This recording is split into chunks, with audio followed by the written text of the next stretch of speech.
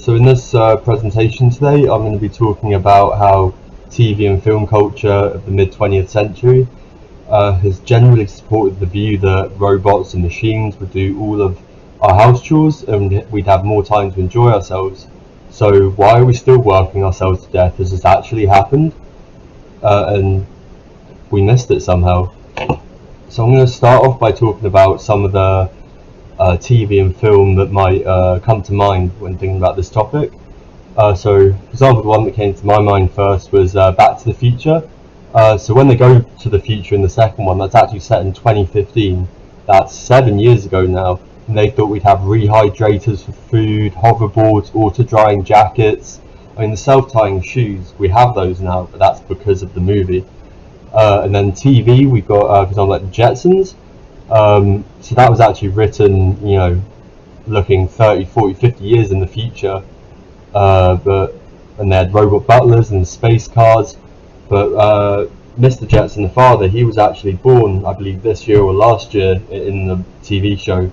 So are we really that close to robot butlers and space cars?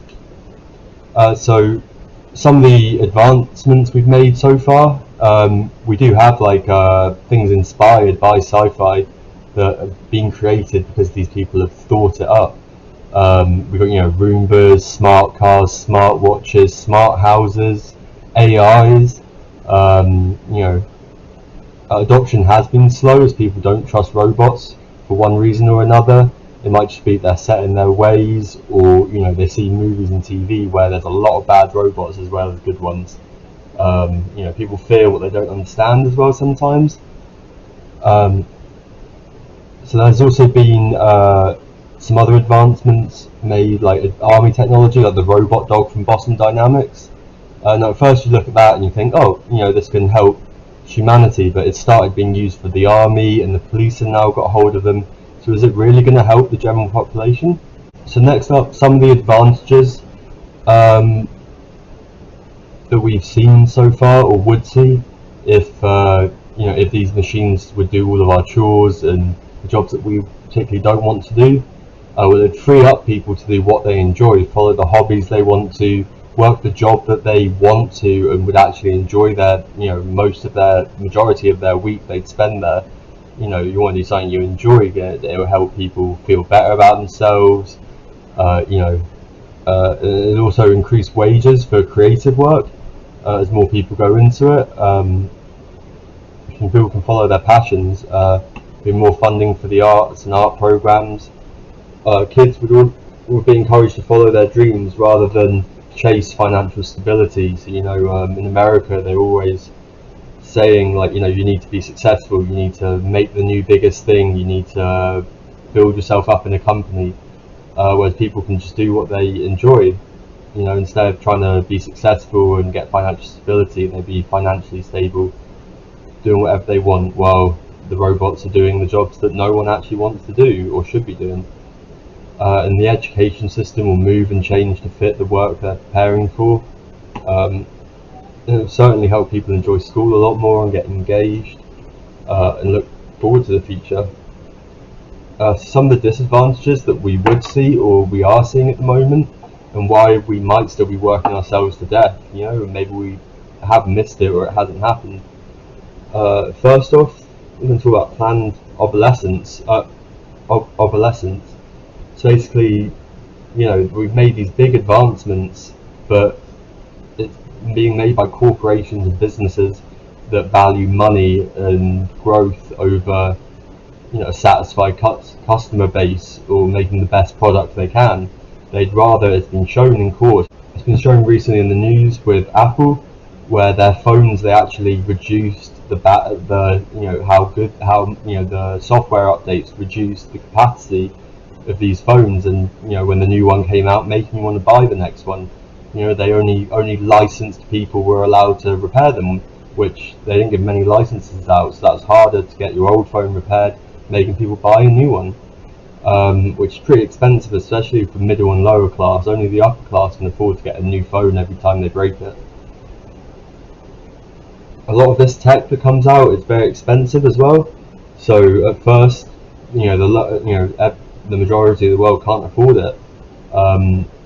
and eventually it will start trickling down when older units that aren't so popular or so expensive, they'll start trickling down in second-hand shops or eBay, reduced prices. And it's the effects of capitalism and selfishness. They weren't really considered, or authors and painters and thinkers in the past hoped that we wouldn't be like that, or maybe they didn't even see that we'd be like this in the future. They were idealists. They had hope with the Industrial Revolution going on, all this science, and the first plane flying, and then only 60 odd years later we land on the moon. It all seemed bright. Also, we've been working ourselves to death, which leaves us less time outside of work to follow what we want to do, or do what we enjoy. We work ourselves to death because the cost of living is so high now, but jobs and salaries haven't risen to the same level.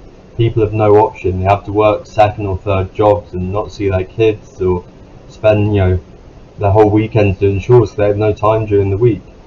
They'd love to not work long hours and spend time with their family and doing what they love while the robots do it. It's just not an option for most of the world. It's not a viable economic option.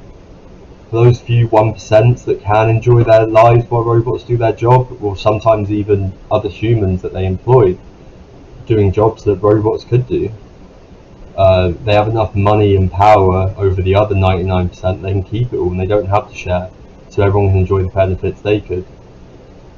It's a trickle-down economy. It's not, they say it will work, but no one's really seen it so far. And prices for consumers and products have risen, not fallen, meaning it's less accessible to the masses. We were told, as advancements were made, things would get cheaper, easier to manufacture, which has happened, but the prices are kept on rising. So that's what companies and corporations have been doing. You hear about Beats back in the day used to cost like $10 to make in a sweatshop, then they charge $140 in America for them. It's not sustainable.